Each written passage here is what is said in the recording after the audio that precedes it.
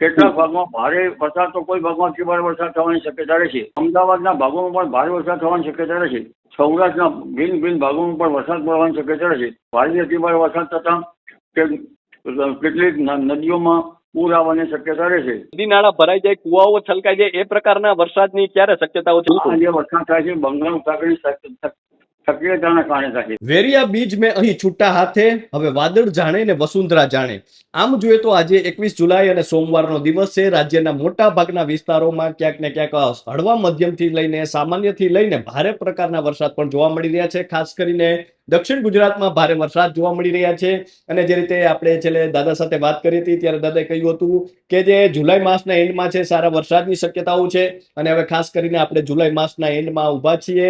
આગામી 10 દિવસોમાં રાજ્યમાં કેવા વરસાદની શક્યતા છે, ખાસ કરીને હજુ સુધી જે વિસ્તારો બાકી છે કે જ્યાં ઓછો વરસાદ પડ્યો છે ત્યાં વરસાદની શું શક્યતાઓ છે અને આગામી દિવસોમાં કેવો વરસાદ રહેશે તે તમામને લઈને વાત કરવી છે. ત્યારે આપણી સાથે ગુજરાતના જાણીતા હવામાન નિષ્ણાંત અંબાલાલભાઈ પટેલ જોડાઈ ચૂક્યા છે.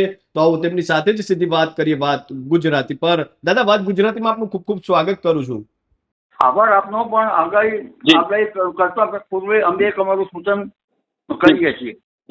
આ આગાહી આમાં એવું નિવેદન અફવા ફેલાવે એવી કોઈ બાબતો આમાં કરી નથી. માત્ર ભારે વરસાદ જે રૂટીનમાં થતો હોય તે જ કહેવામાં આવ્યો છે. આ આગાહીમાં અમે કોઈ દાવાદોરી માટે જવાબદાર નથી. આ આગાહી જેમને માનવી હોય તે માને અથવા ન માનવી હોય તે ન માને.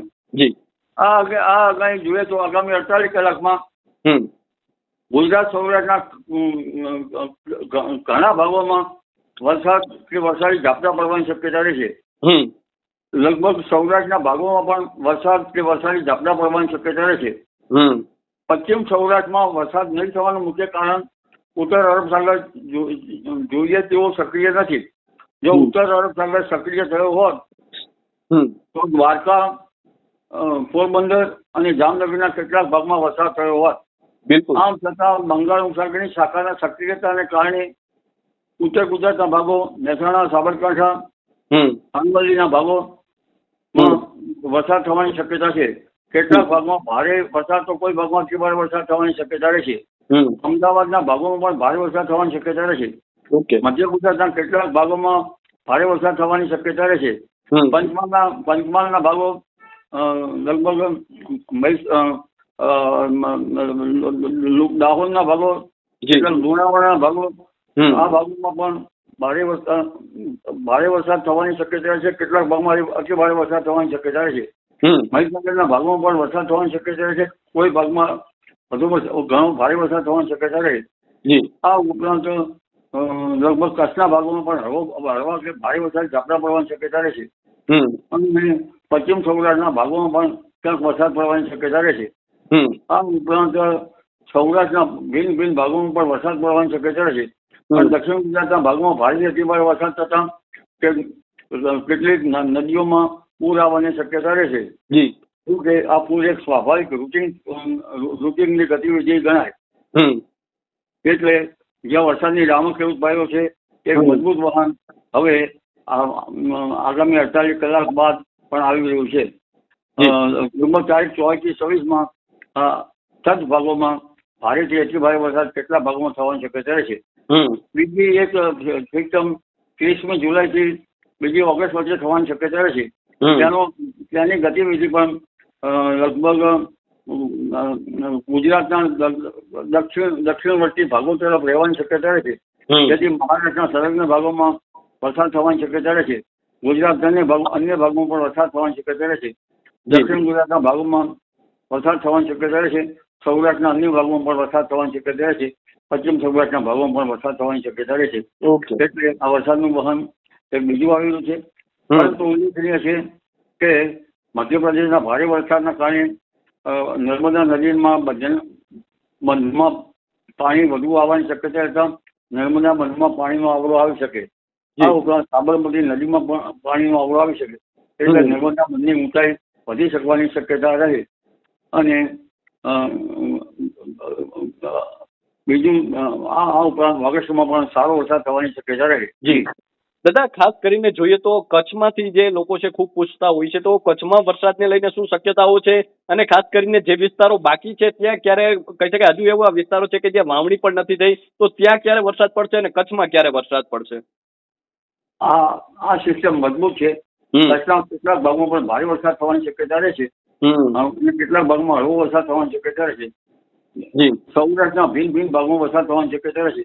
પરંતુ ભારે વરસાદ અંગે ઉત્તર ગુજરાતના ભાગો, મધ્ય ગુજરાતના ભાગો, દક્ષિણ ગુજરાતના ભાગો છે અને સૌરાષ્ટ્રના છૂટાછવાયા ભાગોમાં વરસાદ થવાની શક્યતા રહે છે. તાત્પર્ય એટલું કે લગભગ ઘણા ભાગોમાં વરસાદ થતા કેટલાક ભાગમાં વરસાદ નથી થયો, ત્યાં પણ કંઈક વરસાદ થઈ જાય તેવું અનુમાન અત્યારે કહી શકાય. પરંતુ અલનીનોની અસર જેવું જણાય છે, એટલે ઘણા ભાગો આવરી લે એ તો કુદરતે જોવું રહ્યું. જી. પછી દાદા આમ જોઈએ તો નદી નાળા ભરાઈ જાય, કુવાઓ છલકાઈ જાય, એ પ્રકારના વરસાદની ક્યારે શક્યતાઓ છે? જુલાઈમાં પડશે કેવો વરસાદ હજુ આપણે થોડી રાહ જોવી પડશે?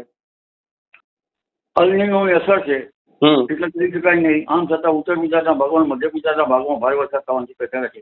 ઉત્તર ગુજરાતના કેટલાક ભાગમાં નાની નદીઓમાં પાણી આવે તેવું રહેશે અને વોકરા અથવા તો જે ખેતરો છે એમાં જળ ભરાવ થવાની શક્યતા રહેશે.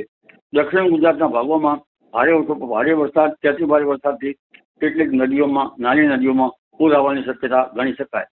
જી દાદા, અત્યારે જે વરસાદ પડી રહ્યો છે, વરસાદી માહોલ જોવા મળી રહ્યો છે, તે શેના કારણે જોવા મળી રહ્યો છે? શું અત્યારે કોઈ સિસ્ટમ સક્રિય છે કે આગામી દિવસોમાં કોઈ મોટી સિસ્ટમ ગુજરાત પર આવે એવી શક્યતાઓ છે? બંગાળ ઉપસાગરની જે સિસ્ટમ અને લો પ્રેશરના કારણે આ વરસાદની ગતિવિધિ છે એ સાયક્લોનિક સર્ક્યુલેશનો પણ બનશે. જો પશ્ચિમ ભાગમાં એન્ટી સાયક્લોન બને તો આ સિસ્ટમ લગભગ ગુજરાતના ઘણા ભાગોને તરબોળ કરી નાખે. એટલે આ સિસ્ટમથી અત્યારે એક મજબૂત સિસ્ટમ આવી રહી છે જે લગભગ 24, 26 કે 27માં આવી રહી છે અને તે પછી વરસાદ થવાની શક્યતા રહે છે. બીજી એક સિસ્ટમ પણ જુલાઈના અંતથી ઓગસ્ટની શરૂઆતમાં આવવાની શક્યતા રહે છે, જેનો માર્ગ પણ ગુજરાતના દક્ષિણ ભાગોમાં રહેવાની શક્યતા રહે છે. જી દાદા, આમ તો આપનો વર્ષોનો અનુભવ છે, અનેક ચોમાસાઓ જોયા છે આપે, તો દાદા અત્યારે જે ચોમાસાની સ્થિતિ છે, ખાસ કરીને બંગાળની ખાડી અને અરબ સાગર, શું અત્યારે સક્રિય છે કે હાલમાં સક્રિયતા નથી જોવા મળી રહી? એમડીઓ છે એની નિષ્ક્રિયતાના કારણે બંગાળનો ઉપસાગર સક્રિય છે. ઓકે. એમડીઓ લગભગ હિન્દ મહાસાગરમાં આવે તો વધુ સક્રિયતા થાય અને અરબ સાગર પણ સક્રિય થઈ શકે. પરંતુ બંગાળ ઉપસાગરની શાખા સક્રિય છે, અરબ સાગર સક્રિય નથી. ઉત્તર અરબ સાગર સક્રિય થાય તો એ દુષ્કાળથી ઝઝૂમતા જે ભાગો પશ્ચિમ સૌરાષ્ટ્રના ભાગોમાં છે તેમાં ભારે વરસાદ થઈ શકે, જેમાં દ્વારકાના ભાગો અને પોરબંદરના ભાગો, જામનગરના ભાગો વગેરે. જી દાદા, હાલમાં જે વરસાદી માહોલ જોવા મળી રહ્યો છે, આવો વરસાદી માહોલ કેટલા દિવસ સુધી રહેશે? હમણાં આગામી 48 કલાકમાં રાજ્યના વિવિધ ભાગમાં વરસાદી ઝાપટા પડવાની શક્યતા રહેશે. પરંતુ તારીખ 24 થી 26 જે વરસાદી માહોલ એમાં થોડોક વચમાં એક બે દિવસો બ્રેક આવી ઝાપટા તો તારીખ 30મી જુલાઈ સુધી રહેવાની શક્યતા રહેશે અને ઓગસ્ટની શરૂઆતમાં 3જી ઓગસ્ટે જો સારો વરસાદ પડી જાય અને 9 ઓગસ્ટથી 3-4 દિવસમાં ભારે વરસાદ ઝાપટા પડે તો પછી આશ્લેષા નક્ષત્રમાં ભારે વરસાદ થતો હોય છે. જી દાદા, ખાસ કરીને હેલી પણ જોવા મળતી હોય છે. જુલાઈ માસમાં જ ઘણી વખત હેલી જોવા મળતી હોય છે, તો આ વર્ષે જુલાઈમાં હેલીની શક્યતા છે અથવા ઓગસ્ટમાં હેલી જેવો વરસાદ પડે તેવી શક્યતા છે? લગભગ અલનીનોની દ્રષ્ટિ છે. લાલનીનો હોત તો હેલી હોત, કે આ જે વરસાદ થાય છે બંગાળ ઉપસાગરની સક્રિયતાના કારણે થાય છે. અરબ સાગરનું વહન અને બંગાળ ઉપસાગરનું વહન બંને સાથે ચાલે અને બંને વચ્ચે ખાંચો ન પડે તો હેલીબંધ વરસાદ થવાની શક્યતા રહે. આ તો હમણાં સાંકડી વરસાદ આવી રહ્યો છે, અહીં ગાંધીનગરમાં જોવા મળ્યો છે, એટલે થોડાક દિવસમાં પાછળથી ભારે વરસાદ પણ આવી શકે. જી દાદા, અંતિમ પ્રશ્ન છે કે આ વર્ષે આપણે જોઈએ તો પાછોતરા વરસાદની કેટલી શક્યતાઓ છે અને આગળ ઉપર આ રીતે વરસાદ પડતા જ રહેશે કે વચ્ચે કોઈ મોટી બ્રેક પણ આવી શકે છે? ઓગસ્ટમાં અલનીનોની બનવાની દ્રષ્ટિ વધારે છે. સપ્ટેમ્બર સુધીમાં એની ઘાતક સ્થિતિ અનુભવાઈ શકાય. આથી ગરમીના કારણે સપ્ટેમ્બર ઓક્ટોબરમાં લો પ્રેશર બનવાની શક્યતા ગણી શકાય. 13મી સપ્ટેમ્બરે ગરમી પડી શકે, 23મી સપ્ટેમ્બરે ગરમી પડી શકે, અને અલ્નીનો નેચરલ ગરમી પડે તો એમાં લોકલ સિસ્ટમો ડેવલપ થતા સપ્ટેમ્બર ઓક્ટોબરમાં વરસાદ પડી શકે. જી. તો દાદા, અમારી સાથે જોડાવા બદલ અને આપનો કિંમતી સમય આપવા બદલ ખૂબ ખૂબ આભાર. તો આ હતા ગુજરાતના જાણીતા હવામાન નિષ્ણાત અંબાલાલભાઈ પટેલ, અને ખાસ કરીને દાદાએ જે રીતે વાત કરી છે આગામી દિવસોમાં વરસાદને લઈને વાત કરી છે, અને તેમણે જે રીતે વાત કરી છે કે 24 થી 26 તારીખ વચ્ચે ક્યાંક ને ક્યાંક ભારેથી અતિભારે વરસાદ છૂટાછવાયા સ્થળોએ શક્યતા છે. ત્યારબાદ 30 થી લઈને 2 તારીખ સુધીમાં પણ જો કોઈ સિસ્ટમ સક્રિય થાય છે તો તેના કારણે પણ વરસાદ પડી શકે છે.